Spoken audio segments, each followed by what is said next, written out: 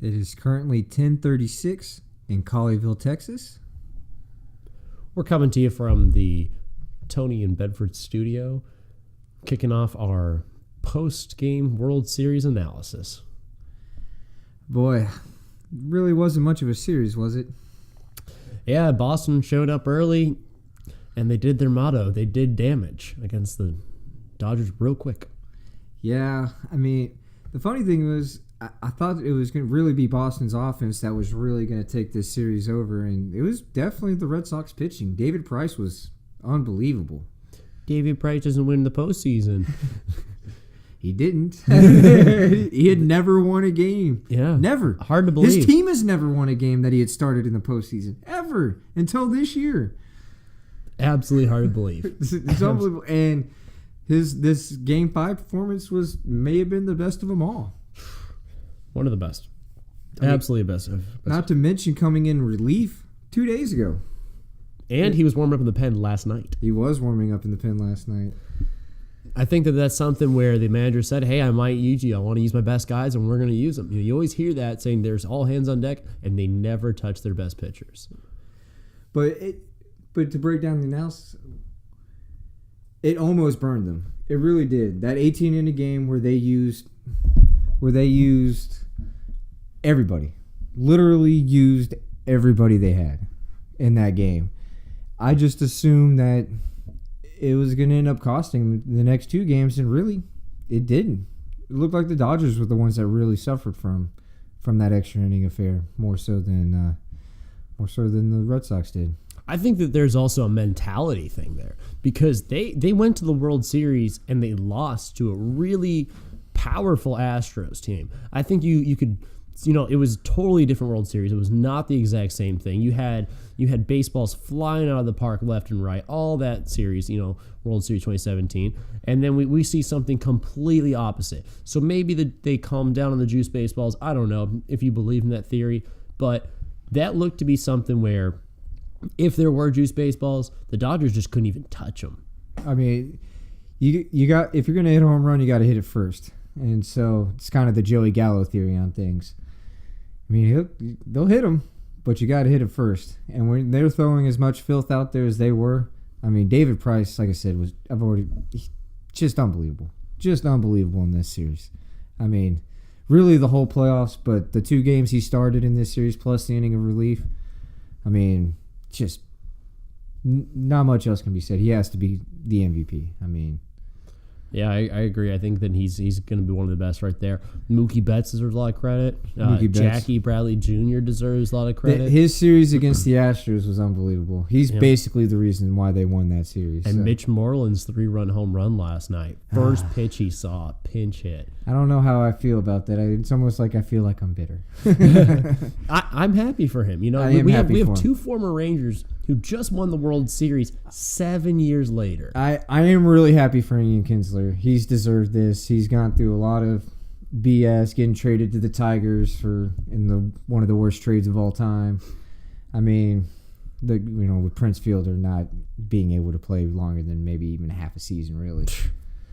I mean, but to be part of that trade, then he actually started with the Angels this year and got traded to the Red Sox. Right. And so I am really happy for him. Plus, he filled in for Dustin Pedroia and did a heck of a job. Yeah.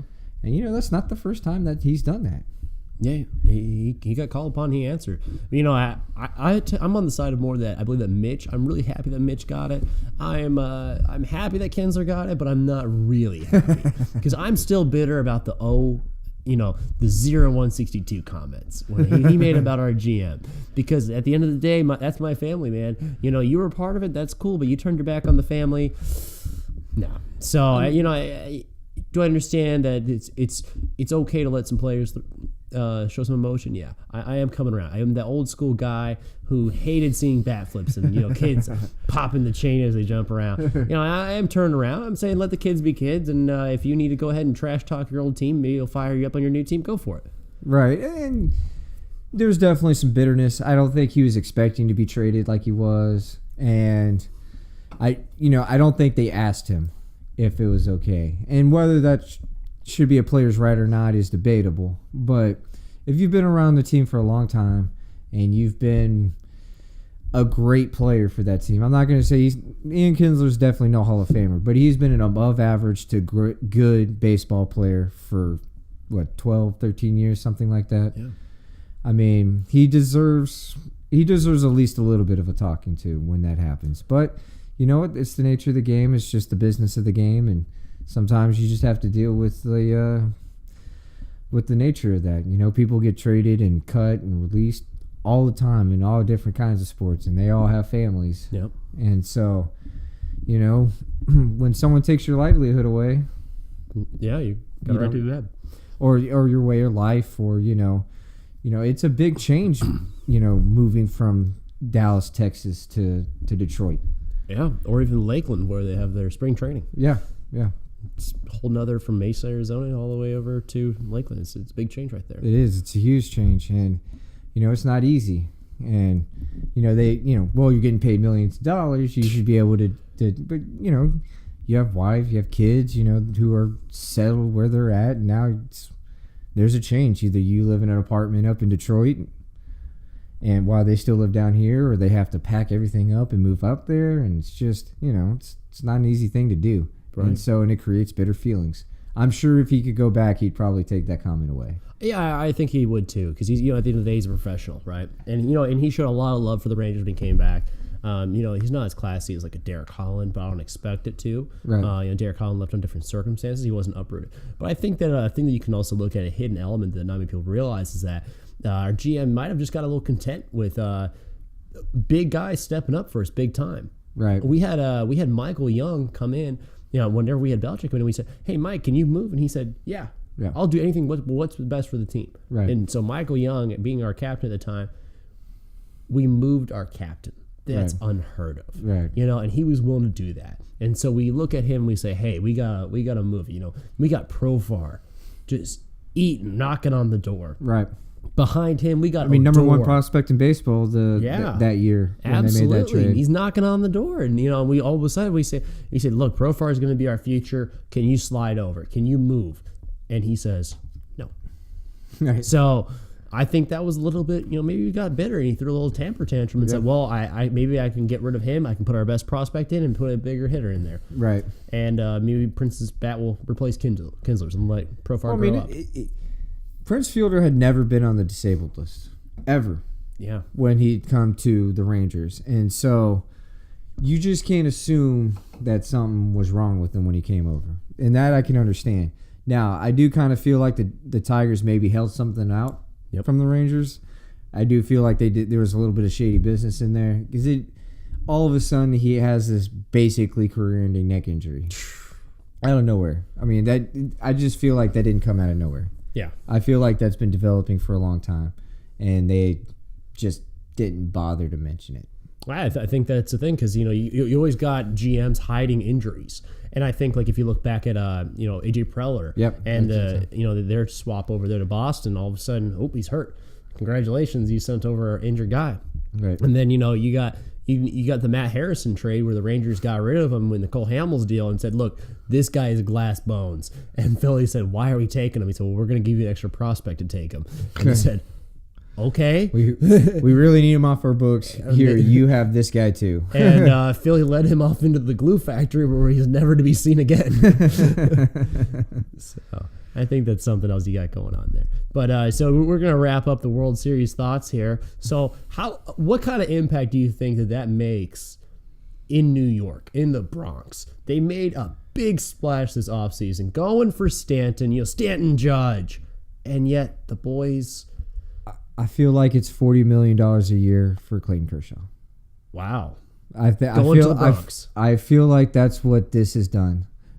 Like, I still think he ends up becoming a Ranger, but I think they're going to throw some mad cash at Clayton Kershaw this offseason. I think Kershaw is going to opt out of his contract with the Dodgers, and I think the Yankees are going to throw $40 million a year for 5 years at him. Who would you rather take, Kershaw or Eovaldi? Both are free agents. Oh, I know, and you could probably get Eovaldi for $10 million a year for 3 years, maybe 3 years, 45.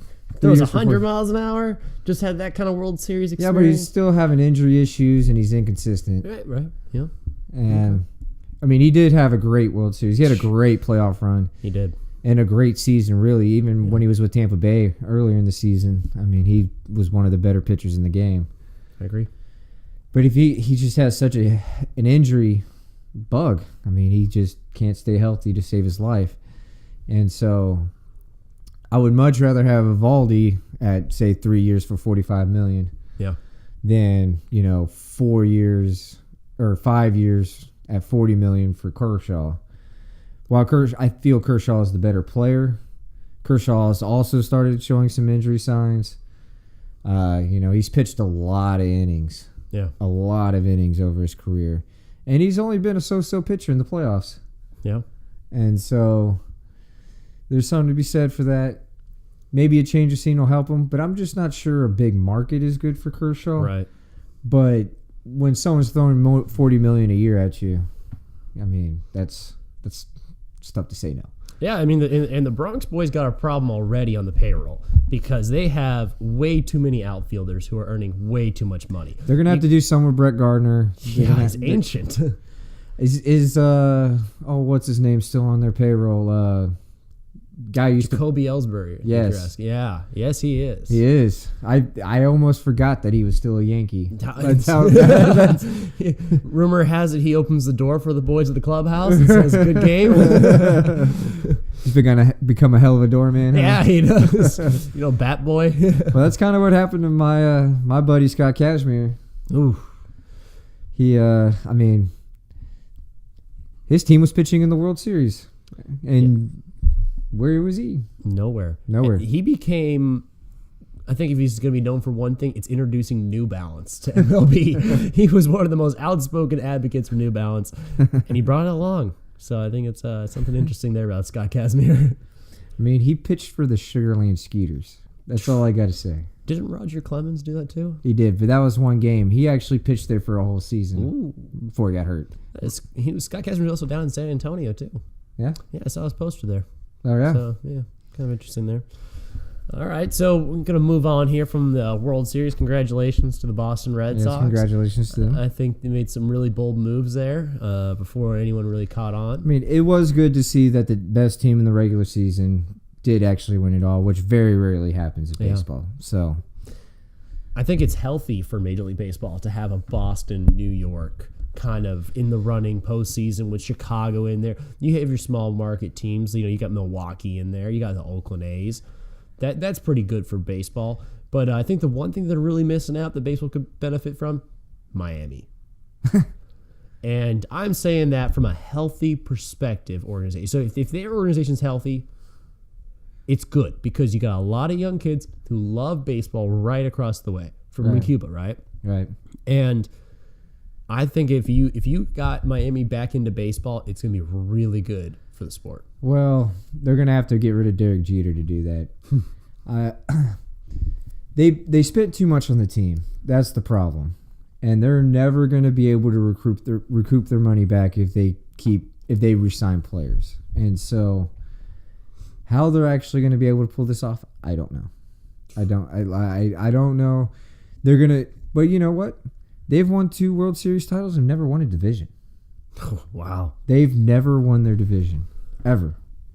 It's a unique franchise down there. Does Lorian know what he's doing? I think that, he knew what he was doing in the initial beginning, but then whenever they started winning, he gutted it because he wanted to see his money, and that's what took over. So I think Miami could be a winning franchise. There's potential there, but, they got to get people out to the games. They got to get rid of whatever that garbage thing they have in center field is. Yeah. They do have a Hooters in the stadium, though. Oh, wow. Yeah. And they have a pool. And a pool. And a nightclub. Yep. And I went inside the pool. There's a lot. That might be part of the problem is that there's too many other things to do inside the stadium. Like, they may sell out the game and you'd have no idea. Because everybody else is doing other things. Yeah, I think for ownership in baseball sense, a person in the door is a person in the door. Well, that's that true. is money for the sport to stay open another day. Well, so if you're telling me that the guy who buys the $600 seat behind home plate is spending his entire day at that nightclub, go for it. Because he's not going to stand up and block my view. Right. And maybe I can even, 7th, 8th inning, take a seat. Well, and this brings up the question: do you think they should lower tickets because really they make their money on concessions more so than tickets, and so getting more people in the door, people paying parking, people paying for beer, people paying for the producer. I think agrees with my with my theory on this. Yep. Because one thing that they're really going to have to compete with over the years is it's almost a better experience sometimes to watch the game at home. I agree. Especially some of those mega video boards that take up most of the stadium, and you find yourself forced to look at it. Exactly. Well, like I find myself when I'm at Cowboy Stadium, AT&T, that all I do is just I end up watching the screen the whole time. And so why am I going to spend a couple $100? I mean, I think we talked about this before. The average NFL game is $500 for a family of 4. Okay? $500, that's an average week's salary for somebody. Okay? Yeah. The average person in this country makes about $24,000.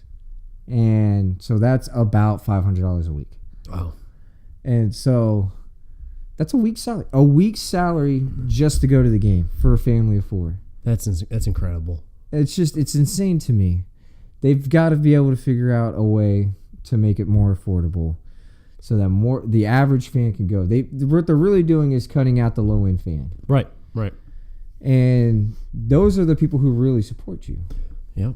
And so why am I going to spend $500 there when I can just watch it on my nice TV at home with a better view, arguably, at certain points? I've got surround sound, Yeah. All of a sudden, I feel like I'm at the game. It's not being at the game. It's definitely not the same experience. Right. But I'm also spending, $1 a beer instead of $8-9 a beer. Right. And so they have got to figure out a way to get the fan back, to get, that's what you're going to start seeing over the next, 20 years is why go to the game? Why? Maybe not spend as much on the players, maybe put a little bit more of a cap on players' salaries, especially in baseball. That exists in the NHL already. Oh, yeah. And the NHL is on, they're selling out more than basketball is. Basketball, I argue, is a more popular sport in this country. Right. And I'm sure their TV numbers are way better than hockey. But I'm right there with you on staying at home. You save a lot of money on parking staying at home. That's for sure. There's no guy dumping beer on you, but whenever kicker misses a goal, he's not going to flip out about that. I will never go to another Houston Texans game ever again. Ever. I'm from Houston, okay? That's basically my hometown. But I am a Cleveland Browns fan, and I went one time to a Browns game there. And this is back when the Texans were good. Browns obviously were terrible. And I had a guy spit on me.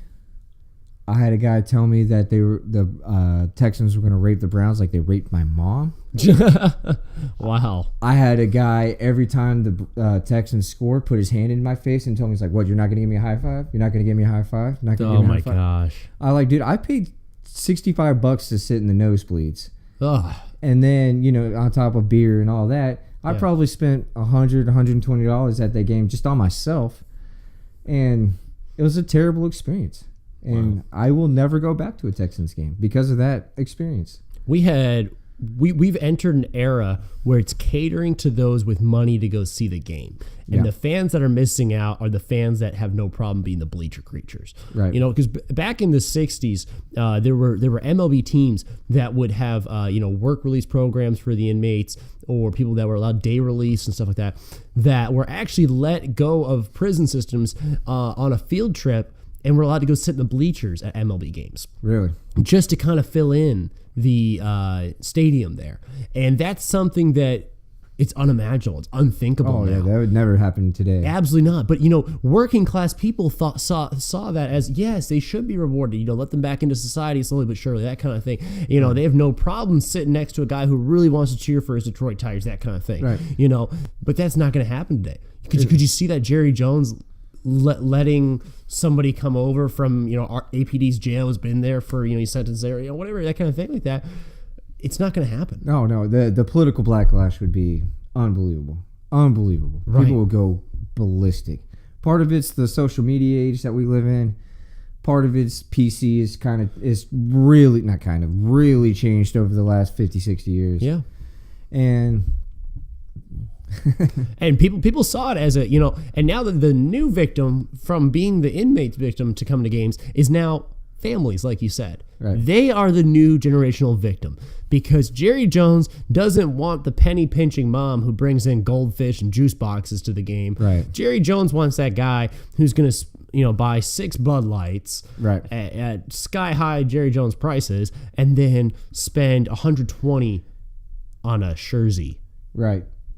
I mean, they want the guys that are just going to spend all their money. Exactly. Like, let's go get fucked up, and let's just party our ass off. Let's do this like it's a party. Right. And let's just go crazy, and do all these crazy things. And so part of my thing is, people should be allowed to drink at games. I have zero problem with that. The problem is, these guys they're 50, these 50-year-old blue-collar guys, they just go to the game and they just get shit-faced. Right. And they just make the experience for anybody who's not on their side miserable. And like I said, I paid perfectly good money for this ticket too, man. Okay. And so I should be able to enjoy the game just as much as you are. I agree. So we got right here, I got a list in front of me of the most expensive NFL teams. They kind of take into account, ticket prices, price for beer, soft drink, hot dog, and parking. Right. And ticket price. So, average ticket price. So we're going to kind of jump around here a little bit. Okay. Who do you think is the cheapest team in 2018 Falcons. to go watch? Pardon? Falcons. No. I know they have cheap beer. They have $2 beer there. Yeah. The Falcons aren't even in the top 5 or so. Of cheapest? Yeah, of cheapest. You know who's? It's actually going to be the team that had the beer fridges. Oh, the Browns, huh? The Browns. Well, I guess when you lose as much as they do, people don't. The fair market price of their goods is not as high. The median ticket price is $88 to go to a Browns game. Price for beer is $5, and parking is $25. Well, at the Browns games, you need to drink your sorrows away. So yeah, you could buy. The Browns are actually the reason why though they quit nickel beer night. That's actually true. They got I believe it was the Browns Jaguars game. This is probably late 90s. It was nickel beer night, and they got so wasted, they just started throwing everything on the field. Everything.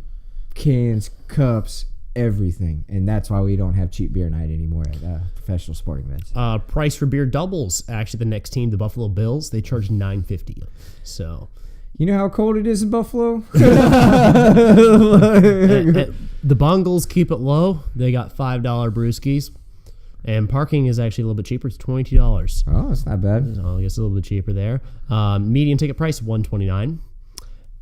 Then we'd see a jump up here in price, $725 for Arizona Cardinals, and that's at the University of Phoenix Stadium.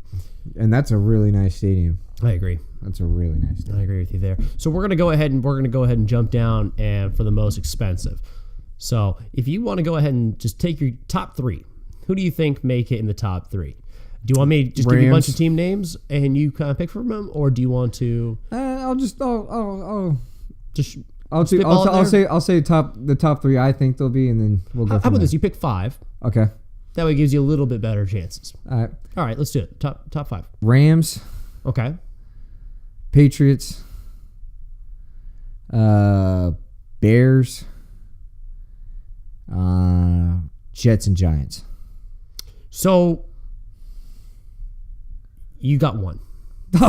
What? And was it the Patriots? Number 1 is the Patriots. Yeah. Absolutely right. Median ticket price, $468. Oh gosh, that hurts. That hurts my soul. I feel like the things that are driving that up are the suites. The suites and the great tickets. Well, and maybe the secondary market as well. Right. Since there's such a popular ticket in town, with all the success that they've had, their secondary market, I'm sure, is outrageous. Average fan at a New England Patriots game spends $1,000 at the game. Pass. How much do you think it's going to cost to park your New England Patriots covered bandwagon?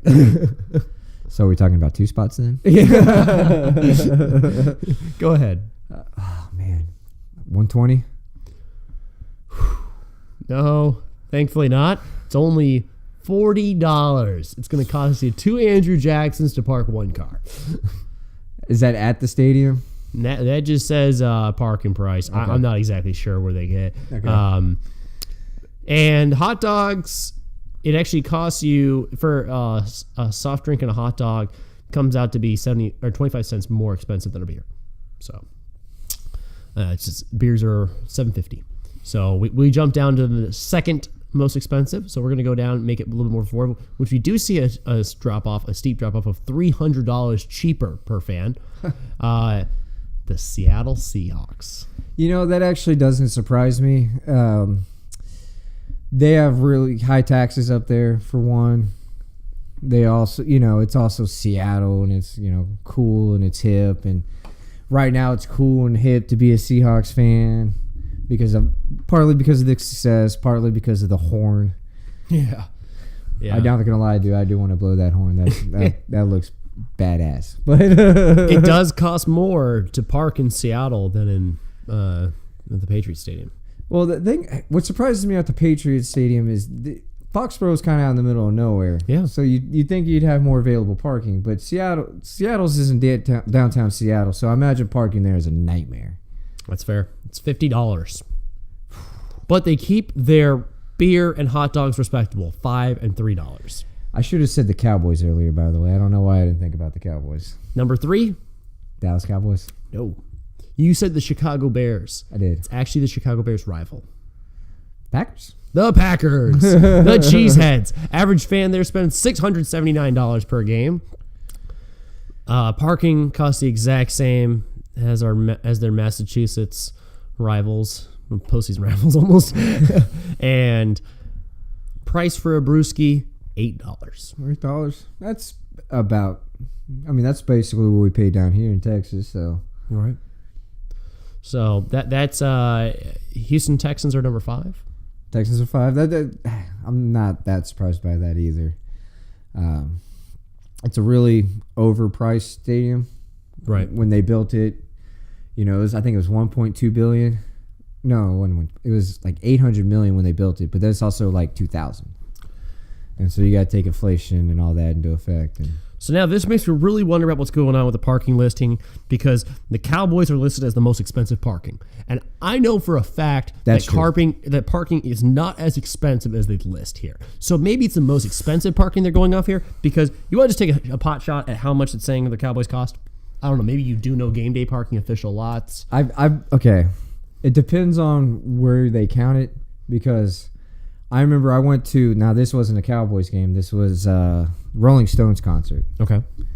And I parked at the YMCA by the Hooters, which is about a mile away from the stadium. Yep, I'm familiar with the Hooters, yeah. Good. I mean, if you're listening there, family, I've go there for the wings and things. And that was $30. $30. Wow. And you know how far that is. Did the Hooters girl run out there and stop you? The Hooters car actually comes with it. She gives you gets on one of those little bicycle things and pedals you down there. Then you see that's a business idea. That is a business idea. Comes with a cool misting towel. Never ride your game. So the Dallas Cowboys charge $75 for parking. Woo. I believe that would be official parking lot prices. Yeah, I'm sure that's pretty close to accurate. Because I know I've also been to.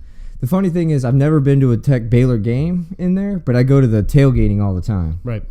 And it was $45 just to get into park for those. I started taking Uber to do it. Wow. That's how expensive it was. And that was just to get into park. And the funny thing is they have 20-foot screens outside. So why on earth am I going to pay $100 $100 to go watch this game when I can go watch the 20-foot screen outside. One of my fraternity brothers owns a brewery, so he brings a couple kegs out. There you go. What am I gonna? I mean, why am I gonna go into the game? I'm just gonna watch it outside. Yeah, you're just gonna start the TV. I tell you, I would never spend my hard-earned dollar to buy a suite at the Cowboys Stadium because they are at eye level of that Megatron that you can't even tell who is on the field. Sometimes that thing is so big. What I really want to do is pay to go in there and play some like FIFA on it. But I have seen I have seen people, celebrities, and players use that screen as their Fortnite. Oh man, I've never played Fortnite, but is our producer not a big fan of Fortnite? No. I think our producers never won a Fortnite game.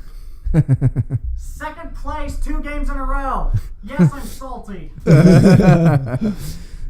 I guess since I'm the old man of the group, I have never played Fortnite. No chicken dinners for him. That's all it comes down to be. It's all right. That means nothing. I don't what. It's okay, Grandpa. We can go to IHOP. I'll drive. Listen here, Sonny. It's all about Denny's.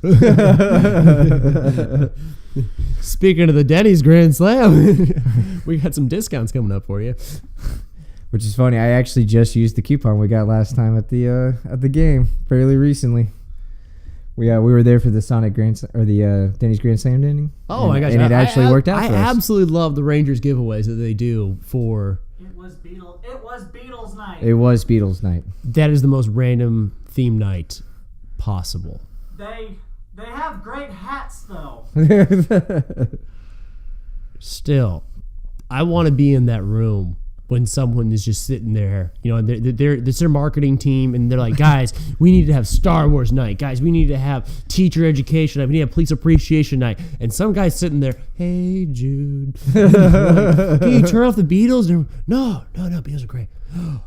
Beatles night. What if we had a Beatles night? Oh, man, I'm not Beetlejuice night? And then we need some hats. Some baseball Beatles hats. Our producer actually has a Beatles cap. How often do you wear it?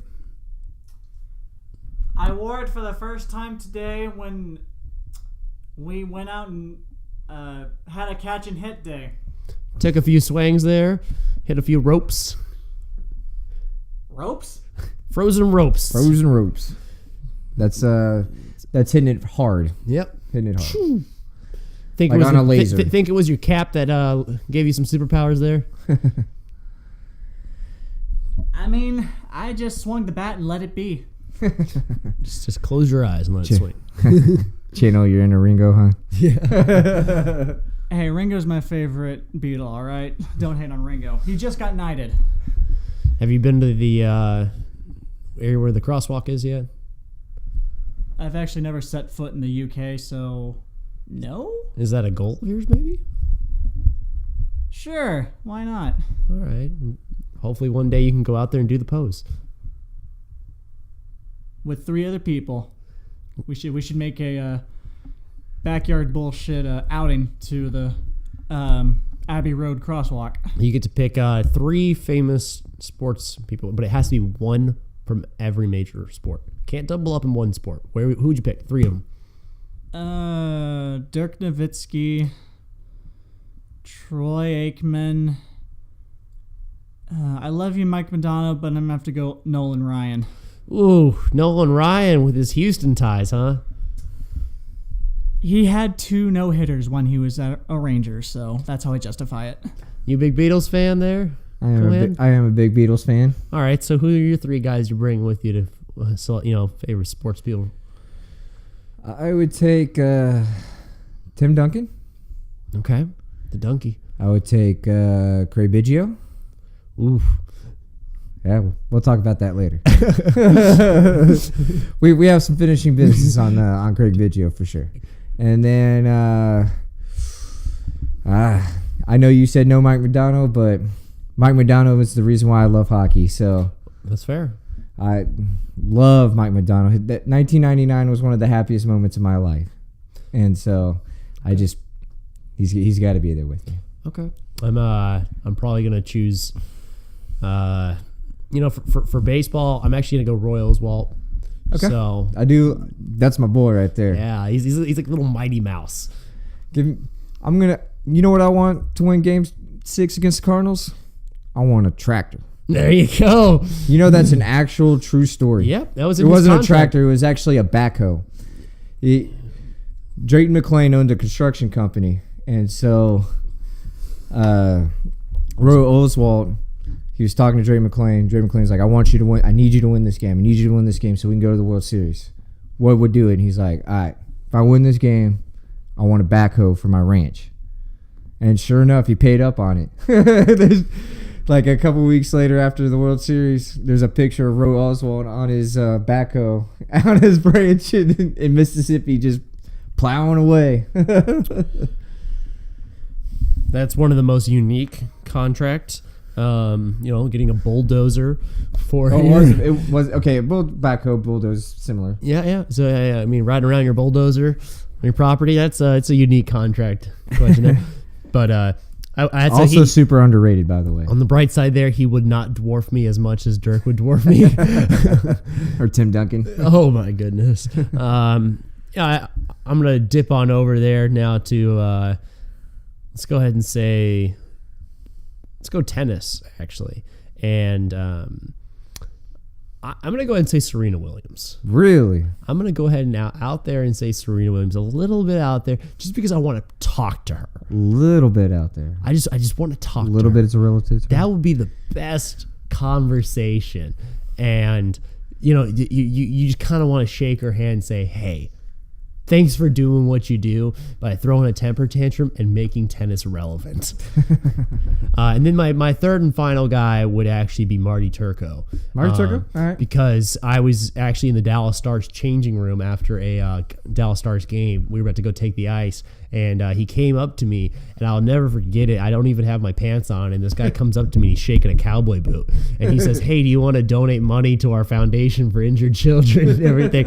I said, not now, Marty. I don't even have my pants on. And he said, well, if you got any change your money. I said, I carry card. And he goes, oh, I'm sorry, man, that won't do. So biggest letdown there was telling Marty Turco while I was half naked in a room with him that I didn't have any money to give him. So maybe I can make it up to him, let him walk the Abbey Road with me. If you're listening there, Marty, I wouldn't mind walking across the road with you. I like the direction you went with that. I went more with like heroes, but you went with more of like interesting characters. We're going to have one hell of a conversation when we get to the other side of that road. It's funny. So we're going to move on over here. Just kind of touch up on these two topics of sports real quick here. Haven't really too much time left, but we're going to go ahead and dip into the NBA. A lot of changes going on here in basketball for the Mavs. We're going to go ahead and see what our producer has to say about how his Mavericks are doing. Thank you, dealer.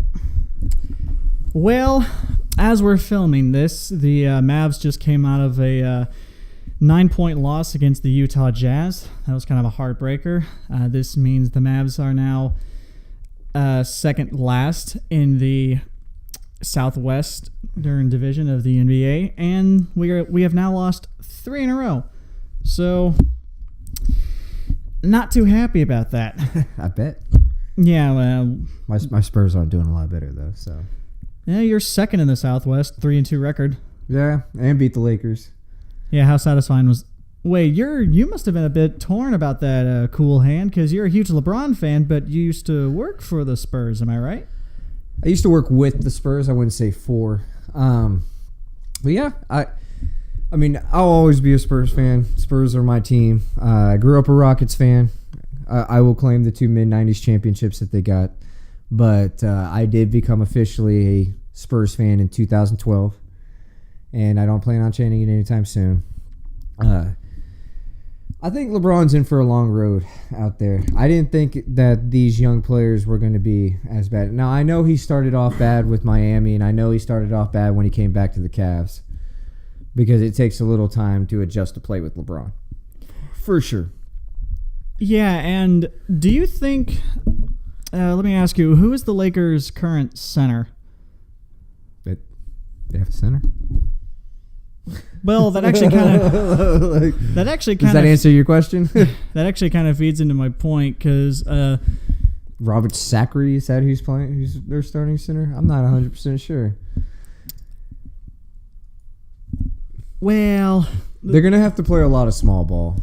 Yeah, and I've noticed that the majority of the Lakers' offense is coming from their front court, not necessarily their back court. Because when LeBron was in the Cavs, you had the outside threats of J.R. Smith before that infamous moment in the finals, and then you got LeBron, who is just an absolute freight train and who has a decent range as well. But you also had Kevin Love, who can shoot. He can't shoot from the outside. He's not the greatest shooter in the world, but he can make threes at a legitimate rate for a big man for sure. And he is a post low threat. What I don't understand about what the Lakers did was they didn't bring any 3-point shooters in. They brought in Rajon Rondo, who's only a facilitator, which I don't understand because LeBron's a facilitator. Do you think Rajon Rondo is past his prime? Yes.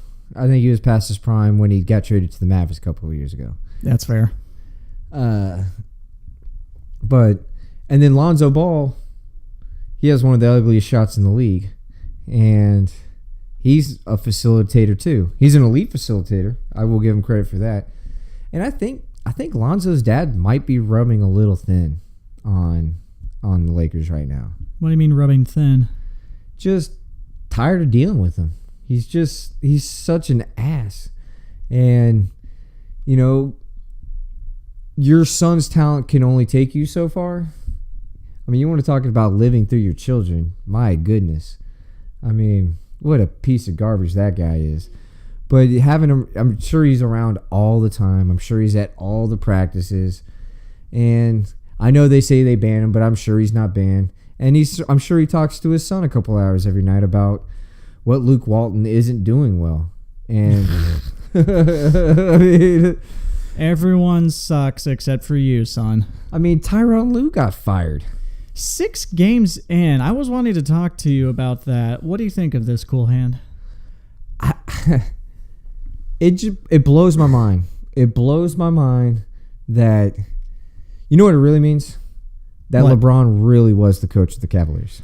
Yeah, that's the popular quote-unquote theory going along right now, that Tyronn Lue is just there and LeBron is the actual one coaching the team through... I mean, they should have never fired David Blatt. They should yeah, that was a mistake. They just never gave him a chance.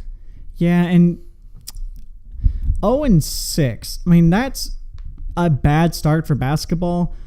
But there's still plenty of season. Yes. If it was 0-10, 0-15, 0-20, I'd understand that. And they've also played a pretty West-heavy schedule. Yeah, and the West is stacked. And in the East, you have a few contenders and then a few title contenders, that being Toronto and Boston. So the stereotype that the West is going to remain the dominant,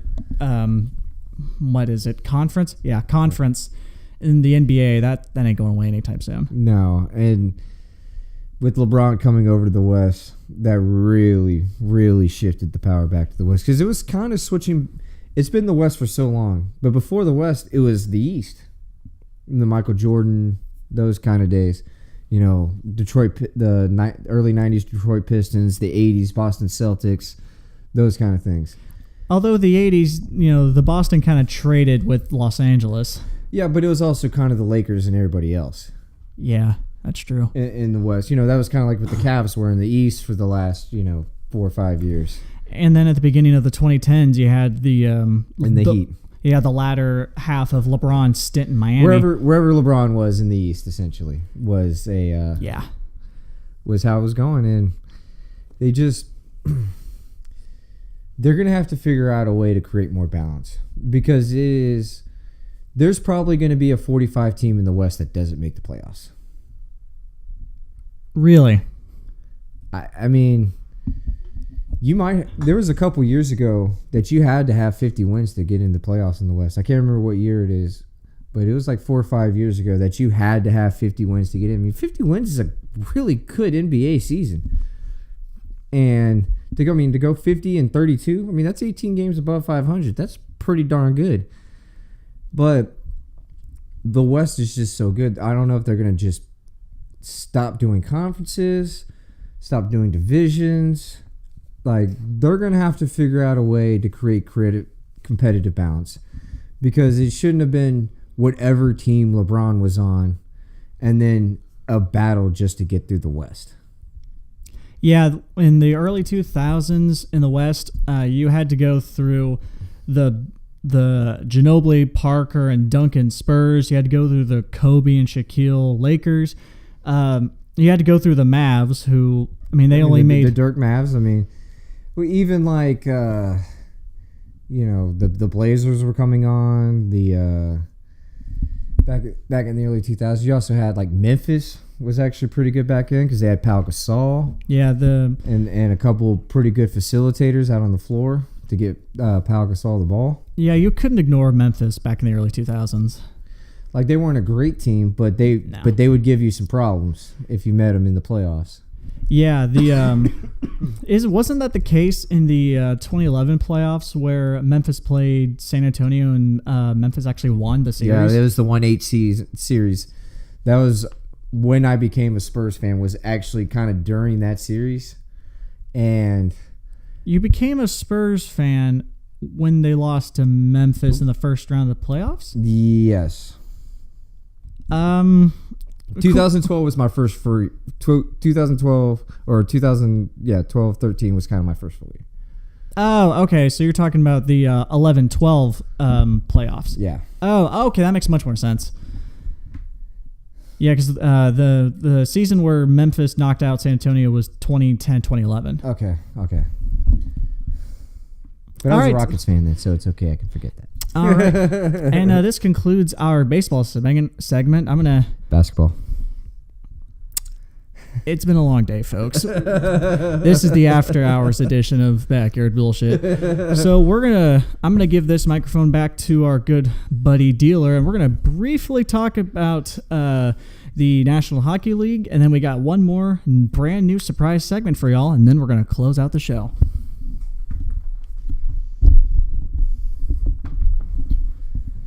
All right, so let's talk hockey. We got hockey night going on a lot. We got Dallas Stars back in action. We got a lot of good leaders now taking out in their form. Looked to be Vegas was at the bottom for a little bit, but now they're rounding coming up back up top. I like it a lot. Hawks need some defense. The Blackhawks need some defense. No, they don't. They can suck forever. It's all right with me. We got some. Their goalies are doing some phenomenal work right now, keeping them in games they shouldn't be in. They are. So I mean, it's one thing I am worried about with the Stars right now is they are scoring a lot of goals, but Ben Bishop has taken a lot of shots this year already. Yeah, a lot for 10 games in the season or so, plus or minus, and I'm really excited about the Stars this year. If they could live up to their potential, if Nichushkin can come back and actually be the player he can be, they can really play. That Herskinen kid, the guy that got not this year's draft but the year's draft before, he can play. John Klingberg's on a record pace for defensemen for points. If they could just play some defense. Yeah, it's and that's one of the things that they were lauded for doing well before everything kicked off. So right. So right now overall, according to the standings here, the Stars are in the thick of it. They can still easily make the playoffs. I mean, it's way early in the season. The thing with hockey is the teams are so even right now with the true hard cap that they have. But having to field all 23 players every time, it really even things out. Having to play 4 lines, it really evens out hockey. So we're sitting at something here. We're looking at it, early standings, be knee jerk, whatever you want to look at here. And, sitting here, we got Chicago with the wild card, Minnesota with a wild card. Dallas Stars are a 5-for-5 team right now. Yeah. I mean, so it can go any way, but I'm thinking it's going to go up. It's definitely going to go up. It's going to go up. They're going to get used to Monty's style of play. They Stars can really roll 4 deep this year on lines, on their forward lines. Their defense is suspect, but their forward lines are pretty darn good. Right. And I think, some flukes in the early season knee-jerk reactions are the Kings. I mean, we know they're aging, but I don't think that they're a 3-7 team. And the Arizona... Jonathan Quick has just got to get his stuff together right now. He's been awful. I agree. He was terrible against the Stars. Looks like you get a beach ball through him. And, then the Arizona Coyotes perhaps overachieving. Appropriate for LA, by the way. 5 for 5. A little overachieving there. Then we see some other non-shocked. We got the Tampa Bay Lightning just slaughtering everybody. Man, I'll tell you what. I watched them the other night. One nice thing about ESPN Plus is they actually show at least one hockey game every night. Yeah. And so I've caught quite a bit of them, and man, they are good. They're the best team in the league right now. If they stay healthy, their ability to score is unbelievable. Victor Hedberg is amazing. They have the youngest starting goalie in the league right now, and he's just I can't think of his name off the top of my head. Man, he is good. Some Russian guy. Go figure. And then you got your Stanley Cup defending champs, actually outside of the playoff hunt right now. Early season knee-jerk reaction, obviously, right there, but 5-3, not bad at all. But they did lose their coach. Yeah, I think, and that's something that's it's gonna test them to see if they're gonna have a hangover. Right. Well, no, they definitely have a hangover. Did you see how much Alexander Ovechkin drank? And where? Anywhere he was drinking there. Yeah. Sleeping with the Stanley Cup. I bet the Stanley Cup's a dirty whore, though. Yeah. People eat out of that thing, man. Oh, people pee in it. Like, did you ever hear the story about Pamela Anderson's dad trying to steal it? Wow. So when one of the years the Red Wings won it back in like the mid-'90s, back when Pamela Anderson's heyday, of course she's going to get invited to the Stanley Cup ceremony. She's Canadian. And she's gifted. In certain areas, for sure. Gifted and talented. Yeah, we'll leave that off. And so I think it was like Steve Iversman or something. One of those guys had a party at their house for the Stanley Cup, right? And so, they get drunk. I think they're probably drinking champagne out of it, washing babies in it. And that actually does happen. Look, if my dad won the Stanley Cup, I better be watching that thing. Oh yeah, me too. And so there's a story I remember hearing this, and Pamela Anderson's dad has the Stanley Cup climbing a fence. Okay, somewhere in suburban Detroit, I'm sure, like Auburn Hills or something. And they're like, "What the hell are you doing?" He's like, "Man, Stanley Cup belongs in Canada. I'm taking it back." And I bet you he was wearing plaid. But that's a great story right there. That's what all this is about. We got a crazy story coming up for you from our new segment, and we're going to go ahead and let our producer here introduce it to us. So, Coolhand, dealer. Yes, sir. Are y'all fans of Stephen A. Smith and or Skip Bayless? That's a big negatory. The thing is, I always know when the Stephen A. Smith show is on, because when I flip to that channel, I'm being yelled at. And so I automatically just turn it off.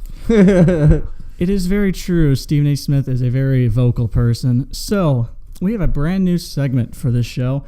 And if it goes over well, we can have it be a recurring segment. So would you say that Skip Bayless and Stephen A. Smith have made accurate statements and predictions over their careers on sports media? Yeah, I'm going to go ahead and give them that. Yeah. It depends on the sport, and it depends on how you define success as a percentage. So if you did have to put it to a percentage, how much of a percentage would their accurate statements and predictions fall under? You know what? Just because I feel like this is wrong, I'm going to go ahead and say it anyway. I'm going to say 61%. Stephen A. Smith, I'm going to go 47.1%. And Skip Bayless, I'm going to go 24.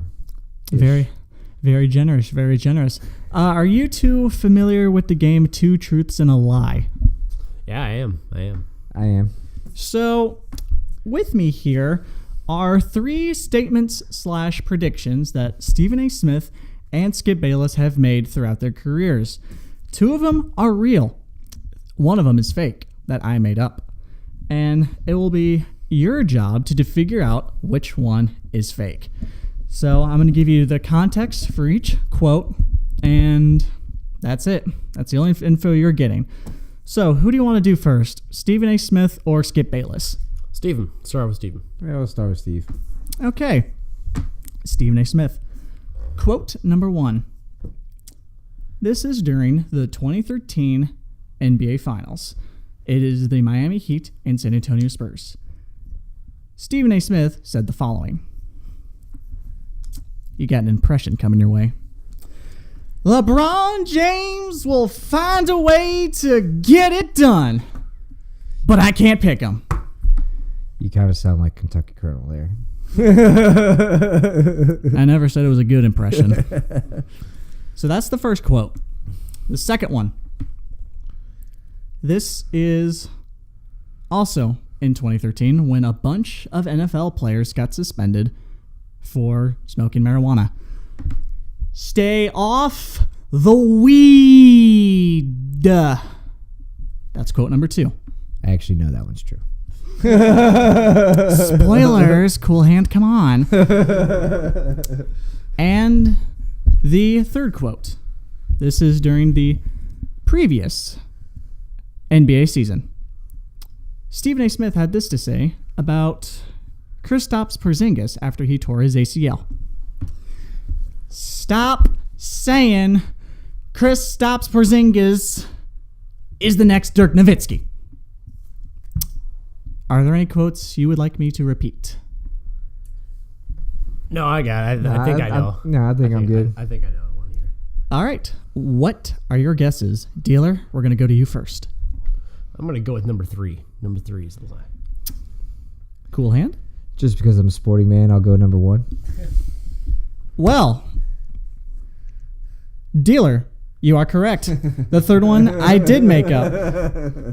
The first quote is actually a prediction made by Stephen A. Smith during the 2013 NBA Finals. He would later, the very next season, he would go on to pick the Miami Heat to win the series against the Spurs, which the Spurs would end up winning. The second one, I remember him yelling at me about that. He does like to yell. It's weird. All right, Skip Bayless. Only one of these, by the way, is when he is... By the way, his middle initial is A. I'm pretty sure that stands for asshole. No argument here.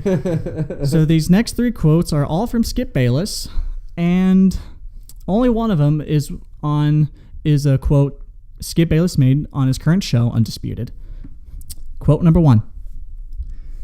This was made after Johnny Manziel got drafted by the Cleveland Browns. Boo. One day, I am predicting Johnny Manziel will become an even bigger in the city of Cleveland than his buddy and business partner, LeBron James, ever was in the city of Cleveland. It's quote number 1. Quote number 1. Quote number 2. Quote number 2. This was, I swear, Coolhand. This was the first take special for the Manny Pacquiao Floyd Mayweather boxing match. This is what Skip Bayless had to say. Round 7. Down goes Floyd.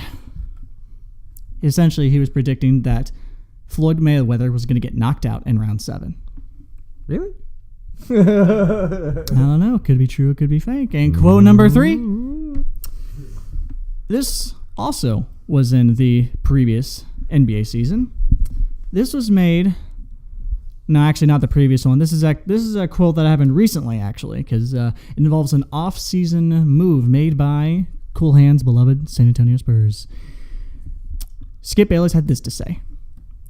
Tony Parker leaving the Spurs will be the worst decision in his entire NBA career. Do y'all need me to repeat any of the 3 quotes? No, and I'm going to go with number 1. I'm going to go with number 2. Well, both of you are wrong. Number 3. The third one is a quote I made up.